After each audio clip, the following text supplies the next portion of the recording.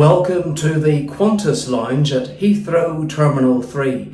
Now it is rather busy here today, it's a Saturday and they have 2 Qantas flights taking off. We're not flying Qantas, but we are allowed to come in thanks to our British Airways Executive Club eligibility.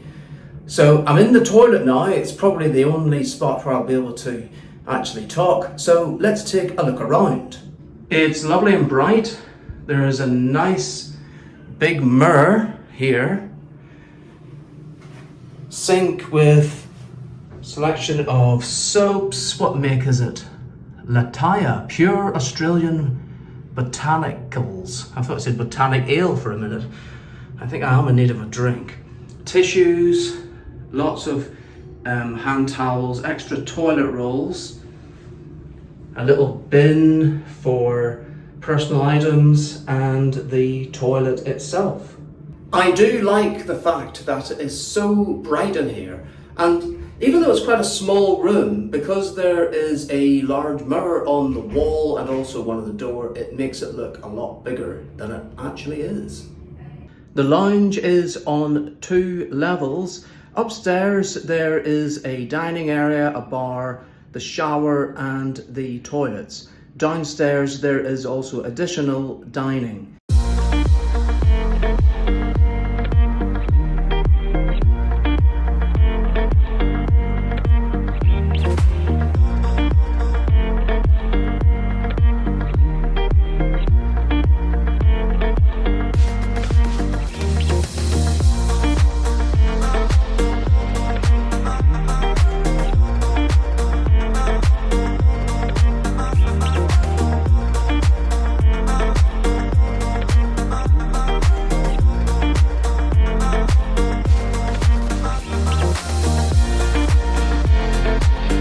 This isn't champagne, this is sparkling fizz.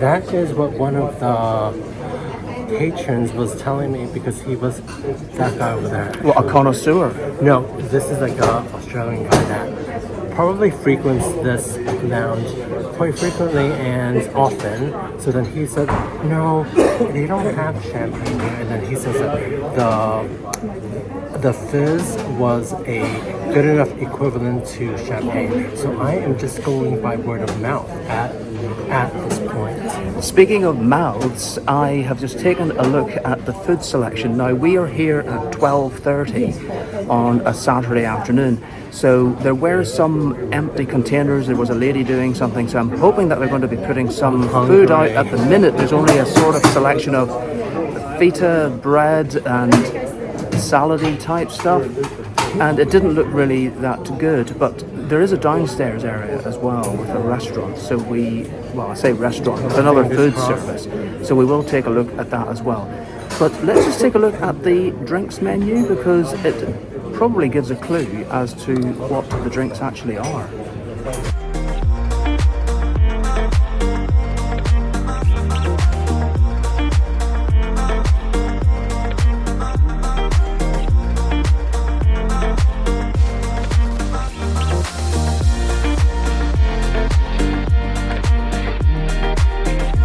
We're downstairs now and they have a selection of pastries and also food and drink to order from the gin bar.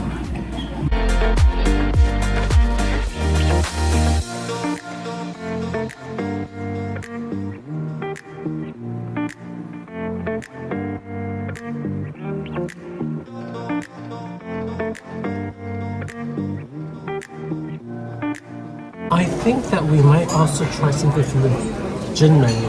So they have Beefeater with Fever Tree Tonic and Pink Grapefruit. I don't know what that is. Masons of Yorkshire with Fentimans Juicy Tonic. That might be interesting.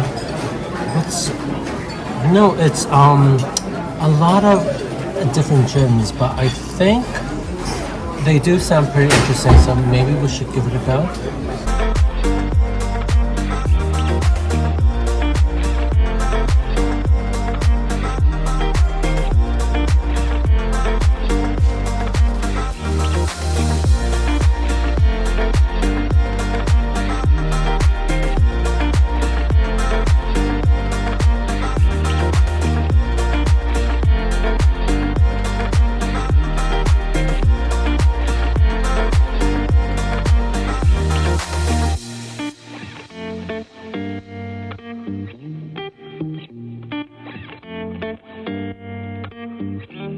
Okay, so this is the Masons of Yorkshire with Fentiman's Yuzu Tonic and Lemon Wedge. I have never had Masons of Yorkshire type of gin before, so let's see what it's like.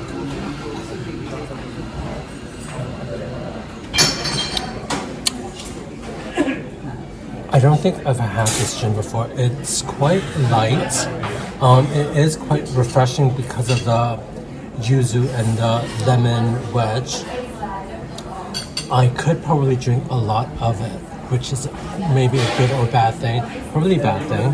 But I do think that this is a really nice type of gin, and I think it is quite refreshing, but maybe limit yourself to 2 at maximum because you don't really taste the alcohol, which is a really strong type of underlying tone. So I would recommend maybe sticking to 1. But yeah, cheers everyone, and I am really glad that we are trying this gin bar at the Qantas Lounge. Make sure you get to see the lion's share of our episodes. So please subscribe to It's Paul and Marcus on YouTube.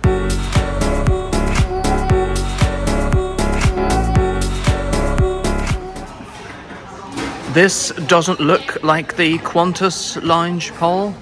That's because it isn't. We are at the Cathay Pacific Lounge in Terminal 3. And why is that?